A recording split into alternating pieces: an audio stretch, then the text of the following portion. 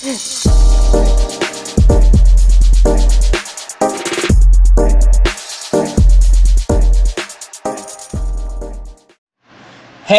what's up everybody? Welcome back to KRS TV. This is your boy Kenny, and this is a new episode of my brand new show here on YouTube, Tea and Scandals. I'd like to thank you all for clicking on. And this episode is about one of the gems of Motown, the beautiful Miss Tammi Terrell. Now, I would define Tammi Terrell as the princess of Motown. Berry Gordy was the king, Diana Ross was the queen, Marvin Gaye was the prince, and she was the princess. And the tragedy of Tammi Terrell is that she kind of had a Cinderella tale. She got to go to the ball to dance with the prince, only for the clock to strike 12 on her career and her life. Tammi Terrell was born Thomasina Montgomery in North Philadelphia in 1945. Her mother was an actress, and her father was a barbershop owner, and also a local politician. Her sister, and she was the eldest of two children, her sister actually said that as a child, Tammi was happy, loving, charismatic, just a bright kid, and she loved to perform for family and friends, and she knew early on that she wanted to be a star. She started taking piano and dancing lessons at age 3, and there was also some issues within her family. Her mom actually suffered from clinical depression and actually had to stay in a sanatorium from time to time. And her mother also suffered from severe headaches, which also Tammi started to suffer from at an early age. And they pretty much just thought that maybe it's just something that runs in the family because their mother suffered from these headaches. But you know, now they think that these headaches that she was having as a child were somewhat the precursor of her brain cancer that actually ended up, affecting her later. And another tragedy that actually happened is that at age 11, Tammi Terrell was gang raped by 3 boys when coming home from a club, and the situation was swept under the rug. And I want to touch on this because when someone is sexually violated, it can actually affect you in many different ways. One is that afterwards you become overtly promiscuous and you pretty much put yourself in harm's way when dealing with whatever sex that you're attracted to. Or you shun away from people and shun away from life, and you pretty much live a life as a hermit because that trauma is so bad that you don't even want to face the world. Well, in Tammi Terrell's case, she became different, more rebellious, more wilder, and very promiscuous at a very early age. In her teens, she changed her name to Tammi, because it sounded more sexy, and around the age of 14, she started performing in talent shows and clubs throughout Philadelphia. In 1960, she was actually discovered by Luther Dixon, who is known as being one of the key ingredients to the success of the girl group The Shirelles. And she signed with Scepter Records, and it was the same label that housed Dionne Warwick as well as The Shirelles. And at 14, she cut a track on Scepter Records called If You See Bill. I listened to this song. She sounded so beautiful and sounded so beyond her years. Like, you were literally thinking that this was like a woman in her 20s singing, but this was a 14-year-old Tammi Terrell. So the magic and the pure quality of music of musicianship was very apparent of Tammi at an early age.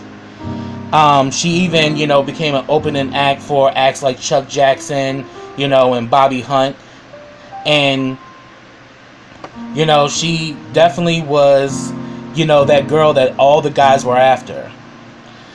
In 1962, at the age of 17, she was an opening act for, this group, the Red Caps. And she was getting rave reviews every time because there were other opening acts, but people waited around to see Tammy's performance. So already early on, she's making a name for herself and she's drawing a crowd. And it was at a performance in Atlantic City that her mother reached out to James Brown to come see her. He saw her performance and decided that he wanted to add her to his James Brown review. And it was a perfect combination from the standpoint that, you know, James Brown was raw and he was gritty, and Tammi was sexy and voluptuous. So it looked like it was a match made in heaven, but history has shown it turned out to be everything but. So she joins the James Brown review on this 7-month tour, and while she's a part of this tour, she cuts a song called I Cried on James Brown Try Me label. And this song I actually listened to, and it was gut-wrenching because pretty much people say that this song is somewhat representing her now relationship with James Brown. At the time, Tammi Terrell was 17. James Brown was 29 or 30. And it was a very volatile and very abusive relationship. And it all came ahead when James Brown was performing and Tammi was supposed to watch his set from backstage. And because she wasn't at her place that she was supposed to be, when James Brown got on stage, he viciously beat her in front of everybody. You know, one of the people that was a witness to this was Gene Chandler, known as the Duke of Earl.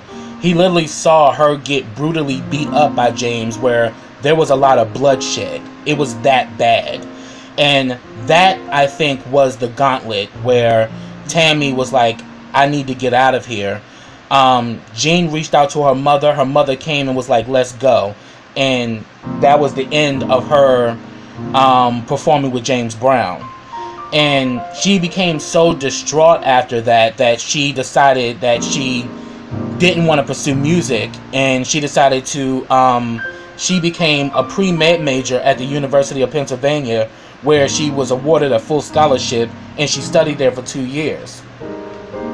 In 1965, she met Jerry the Iceman Butler, definitely one of my definitely a favorite singer of mine and one of my inspirations. One of my favorite songs from him is Never Gonna Give You Up. Love his voice. But he, you know, reached out to Tammi and wanted her to do shows with him, and she agreed as long as it didn't interfere with her studies. And he promised, and they performed throughout the country, and they actually reached Detroit at I think it was the 20 Grand Club, and that's where she met Berry Gordy for the first time. Berry Gordy instantly liked her and pretty much signed her to Motown the next day. And it was on April 29th, 1965 that she was signed to Motown, and it was on her 20th birthday. You know, how is that for a birthday gift? So here it is, she's arrived. And everybody talks about Tammi Terrell as being this free spirit, this big personality, a woman who embraced her sexiness. You know, it was, you know, pretty much, you know, the song I'm Sexy and I Know It. That definitely was true about Tammi, and people loved her. One of the releases that she had starting off in Motown was this song, I Can't Believe You Love Me, which pretty much was a minor hit, and it struck gold. And also starting off, she also joined the Motown Revue as being the opening act for some of the more established artists, because at this time you had acts like the Temptations, the Supremes, Martha and the Vandellas, Mary Wells, many others, Smokey Robinson, the Miracles. And while she was an opening act for the Temptations is where she met David Ruffin for the first time, and she fell madly in love with David Ruffin. And I'm going to use this piece to talk about their relationship, because they really had a strong attraction to each other. But David Ruffin was known as having like a dual personality. It was like Dr. Jekyll and Mr. Hyde. You know, he actually proposed to Tammi that he wanted to marry her, But she came to find out that he was already married with 3 kids and also had another girlfriend, you know, and that girlfriend, he also had a son, you know, David Ruffin Jr. So this caused a lot of problems, and they had a lot of public physical spats with each other. That it was even a legend that he one time attacked her, you know, in the Hitsville building, and it was like no one came to her defense. You know, it was like it was a well-known secret that David was beating on Tammi, but people just let it ride, you know, because it's like, you know, they didn't want to interfere, you know, probably not trying to upset David or just not trying to be involved. But this is a young girl, like in her early 20s, and David, I think, was 4 years older than her, so he was close to her age, but the turbulence was just too much. And I kind of define Tammi Terrell as that, you know, the song that perfectly defines her in this point of her life is looking for love in all the wrong places. She was a woman who wanted love, but due to the fact that she was never treated for the trauma of being gang raped at age 11, she literally threw herself to men that did not value nor respect her. And because of that, she took a lot of bumps and bruises of all the same. So she strikes gold in 1967, where Berry Gordy decides to team her up with Marvin Gaye. Also, I forgot to mention, it was her when I mentioned her first recording, I Can't Believe You Love Me. That's when Berry Gordy decided to change her name from Tammy Montgomery to Tammi Terrell, because he felt the name Terrell gave her sex appeal. But then I also think he did that because she, I think, was still, as under the name Tammy Montgomery, she was still signed under James Brown. So probably to block any legalities or issues involving him, he changed her name so therefore she can record and he can begin a new catalog under the name Tammi Terrell. But then he also said that the name Tammy Montgomery was too long to put on a record, so Tammi Terrell was shorter, and I admit, it actually worked. So I have to say Berry was a genius with that. But again, in 1967, he decided to pair her with Marvin Gaye, which I think was a genius idea. And I think it's because she was a new artist, and he thought that it would be best to launch her career by establishing her with the man of Motown, the Prince of Motown. You know, he had already had some success with doing duets with Mary Wells and Kim Weston. And, you know, Tammi Terrell actually became the perfect combination. And the songwriting team that actually was assigned to write hits for Marvin and Tammi Terrell was Nick Ashford and Valerie Simpson, best known as Ashford and Simpson. The first track that they cut was a song they had originally written for Dusty Springfield, and it was called Ain't No Mountain High Enough. And I must say, I love watching the two of them perform this song, because I just love how she kind of purred like a pussycat, and how she would kind of flirt, and how the way she would look at him. I thought it was so sexy. I thought it was beautiful, and it makes me smile every time I watch them, because this music is timeless. And you can just tell that the combination of Marvin and Tammi was a match made. I think the heavens, that the angels in heaven were singing when the two of them came together, because Ain't No Mountain High Enough became a crossover hit. It went number 19 on the pop charts and number 3 on the R&B charts. So Tammi is now on the rise, and now she's a mainstream star. Their next release, Your Precious Love, was even a bigger hit. It reached number 5 on the pop charts and number 2 on the R&B charts. So here it is. You got the dynamic duo of Motown, the Prince and the Princess, and they're young, they're beautiful, and they're in love, and even more so, they're kindred spirits. Because Marvin saw Tammi as like a little sister, and he was probably the only one in Motown that really cared for her and really had her back. And I would even go to say that Tammi Terrell, I would have to say, was the female version of Marvin Gaye. Somewhat similar to Prince and Vanity. You know, where Vanity was the female version of Prince, Tammi Terrell was the female version of Martin. They were both equally competitive.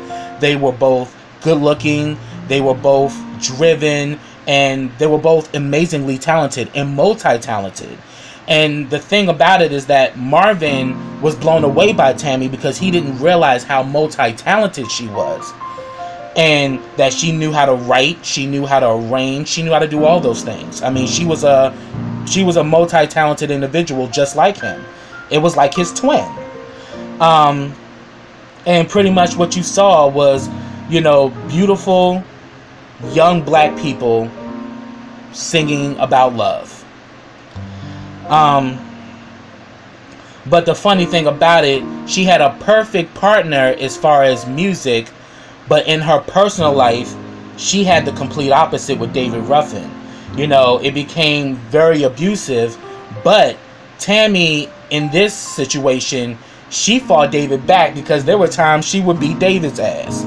You know, but the abuse became too much, and she finally left David Ruffin after he hit her upside the head with a motorcycle helmet. And around this time, you know, her headaches became more frequent and more painful. The same headaches that she suffered from a child, they were becoming even more bad. Otis Williams even described that one time he felt her head and it felt like a golf ball. And, you know, I would say that that's very alarming because normally when you get headaches, you don't actually have like a golf ball like shape on your, you know, on the side of your head. So that alone was alarming, but at that time, I don't think they really had any knowledge or know-how as to how to go about it or how to treat her situation. And their next release, their next release was Ain't Nothing Like the Real Thing. Now this song was so special because in the previous songs, Ain't No Mountain High Enough and Precious Love, they sang separately in the studio, and it was Nick and Valerie who pretty much who did the mixing and combined their voices together. For Ain't Nothing Like the Real Thing, they were in the studio together singing to each other. And Ain't Nothing Like the Real Thing became their first #1 hit. So now Tammi has a #1 R&B hit on her hands.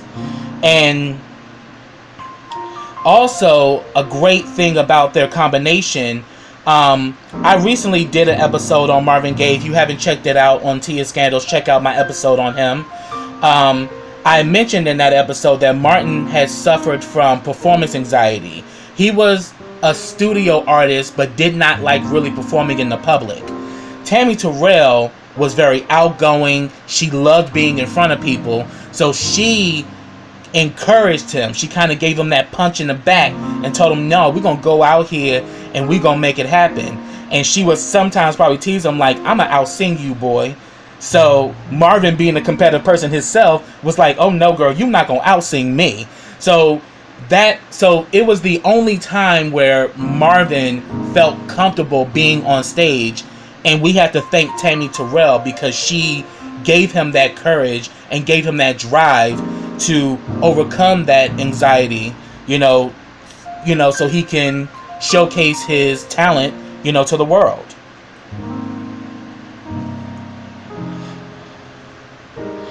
And pretty much they're on this meteoric rise. Everything is going great, and things took a turn in I think it was 1967. They were performing at a college, Hampton Sydney College in Farmville, Virginia, where while they're singing Precious Love, she collapsed in Marvin's arms. And Marvin, you know, literally became devastated because he kind of blamed himself for this because he didn't know what to do, or why didn't he understand what was going on with her. So he pretty much blamed himself. So after this, they took her off stage, and she immediately she immediately went to Philadelphia to have her brain surgery. The doctor that worked on her, Dr. Richard Hamer, he did a lot of commentary about her on the Unsung episode. And after her first surgery, the headaches went away, and it was during surgery where they found out that she had a malignant brain tumor on the right side of her brain. And after the first surgery, her headaches, had stopped, and she was able to go back to work, but her stamina and her drive was different due to her health. So when she got back to the studio, they did the song "You're All I Need to Get By," which is also one of my favorite songs from Marvin and Tammi. And this was another #1 R&B hit for the both of them. And as I said before, here it is. She's having this Cinderella story, but yet the clock struck 12, and she couldn't even enjoy her success because at this time she's fighting for her life. And one thing I can say, that Tammi Terrell was a strong woman, and she was a trooper. She was a fighter, and no matter how much pain she was in, she was determined that she was going to continue to sing. She was going to continue to work on her career, and that she was going to continue to grow and prosper. And she actually ended up having 8 surgeries total, on her brain. And the doctor, was even emotional when talking about this, because they said by the 3rd or 4th surgery, they knew there was no hope that she was going to die, because the tumor had spread so far in her brain, and no matter how much they removed, the tumor kept growing back, and her headaches and her pain just got worse. And it got to the point where she became disoriented and, became very irate at times because she was in so much pain. And he said that normally we don't constantly go in and do surgeries over and over again. But he said this was Tammi Terrell. This was a special woman. This was a special case. And he did not want to break her spirit. So I thank God for that man, that he really cared for her well-being. And they, even though they knew the truth, they still kept her momentum up, because I think her determination and her drive and her belief in herself kept her alive during those times of her illness. But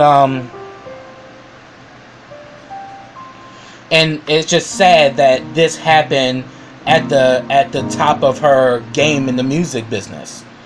And also, around this time that she's going through this, she ends up meeting Dr. Ernest Garrett, who became like the love of her life. He really cared for her. They had a perfect union. So she finally found the love that she was always searching for.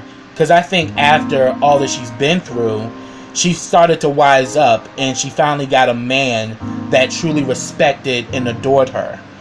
And after, the multiple surgeries, her physical and mental health continued to deteriorate. She got to a point where she was wheelchair bound. She suffered from blindness, and she also lost her hair. So she pretty much had to wear wigs. And the last album, Easy, she worked on, but she was in the worst condition. She was frail, and she was wheelchair bound. And Marvin had went to say that they released that album, but Tammi wasn't really singing on it. It was Valerie Simpson. But Valerie Simpson clarifies it and says that, no, I was singing with Marvin in the studio because Tammi couldn't be there. But we brought Tammi in on days when she felt good and she could record. We came in and I recorded her over my voice. So that whole album is Tammi Terrell's voice. And her last performance was in 1969 at the Apollo Theater in New York. Marvin is on stage with singer Marlo Thomas, and They sang "Ain't No Mountain High Enough," and Tammi Terrell is in the audience with her boyfriend, Dr. Ernest Garrett. And all of a sudden, they started to do "You're All I Need to Get By." Tammi gets up and starts singing, and then all of a sudden, Marvin notices her, and he's like, "Oh my God, Tammi!" He literally ran off stage, left Marlo Thomas up there, and ran up to Tammi and started singing. They gave her a mic and they sang the song, and they got a standing ovation. And that was her last performance. And when I actually saw this on Unsung, it literally moved me. That wow, even in her last days, she was a fighter. And I admire that passion and tenacity that Tammi Terrell possessed. And you know, Dr. Ernest Garrett said that Marvin talked to him and said that, you know, she's the best partner I've ever had. She's the best. There's nobody that can touch her. And then Ernest Garrett was like, well, not this person or this person. He said, no competition, no comparison. She's one of a kind. So it was beautiful that her last performance was so epic and that the audience in the crowd still loved her. But sadly, on March 16, 1970, Tammi Terrell passed away at the age of 24. 3,000 fans attended her funeral. Her mother, I think her mother's name was Jenny, she pretty much said that she did not want nobody at Motown at the funeral for two reasons. One reason is that in 1969, while she was going through her health scare, Motown released this solo album called Irresistible, which Marvin was even upset with that because she was so sick that she couldn't promote the album, but they were hoping to still benefit off of her previous work, and a lot of the music were songs that she recorded previously that got shelved, but they decided to just put out this album trying to still make money off of Tammi Terrell's celebrity. So that upsetted her mother, and then also the fact that while she was dating David Ruffin and he was physically abusing her in front of people, nobody came to her aid and nobody protected her. So her mother said, I don't want nobody from Motown at the funeral. Only person that can come is Marvin Gaye. And Marvin Gaye actually did the eulogy while You're All I Need to Get By was playing in the background. And as I said in my Marvin Gaye episode, this tore Marvin apart, and he never got over Tammy's death. He pretty much stopped performing for 3 years. He went into a deep depression. This led him to doing drugs. And I've also mentioned that the album Was Going On. One of the things that made that album so great was that he was still reeling off the loss of Tammi. He lost probably one of the best people he've ever met. And this tore Marvin apart. So, you know, the death of Tammi Terrell, among other different things, is what made What's Going On such an epic album, as well as a game changer, you know, for the Motown sound. Because before that, Motown was known as the sound of young America. Where when What's Going On came about, the Motown sound now was about being openly expressive and sharing the signs of the times. And there were also speculations that because of her vicious beatings from James Brown and David Ruffin, that this caused her to have a tumor. But she was having these headaches when she was a child, and probably if she would have had her brain examined at that tender age, they may have caught the problem and it would not have manifested over the years. But I can honestly say that her physical abuse didn't help matters either, and it didn't cause it, but definitely her being in those situations definitely didn't help her at all. I mean, especially her physical health more than anything. But as we see, you know, Tammi Terrell's music is timeless. Her duets with Marvin Gaye are still prevalent to today's world. you know, artists like Cheryl Lynn and Luther Vandross, they redid their song "If This World Were Mine." You know, and you know, other artists like John Legend and Beyonce have, you know, covered some of Marvin and Tammy's, you know, songs. You know, so their music is timeless, and even to this day, you hear "Ain't No Mountain High Enough," it just lights you up. Because I can honestly say, based off of how Tammy's fight, you know, even being diagnosed with a malignant brain tumor, and her fight to get back to singing and being the star that she was meant to be, well, the star that she was, because she was a star. That song "Ain't No Mountain High Enough" spoke true to who Tammy was. Nothing was gonna stop her, and she fought all the way to the end. So rest in peace to the memory of Tammi Terrell. And that's the tea and scandal of her situation, is that here it is, she had a Cinderella story, and the clock struck 12, and her career and her life were never the same after that. And sadly, we lost a gem at the age of 24. So that's what I have, everybody. Feel free to get down in the comments. Let me know what you think about this episode. You know, let me know of your favorite songs by, you know, Tammy, as well as her duets with her and Marvin Gaye. Definitely like to hear your thoughts. Subscribe to my channel. Click that bell so you get notifications every time I drop a video. Also, follow me on all of my social platforms. I have them all listed in the description box. Also, like this video, comment on this video, and share this video. And I will be back with another episode of Tea and Scandals. So until next time, everybody, take care.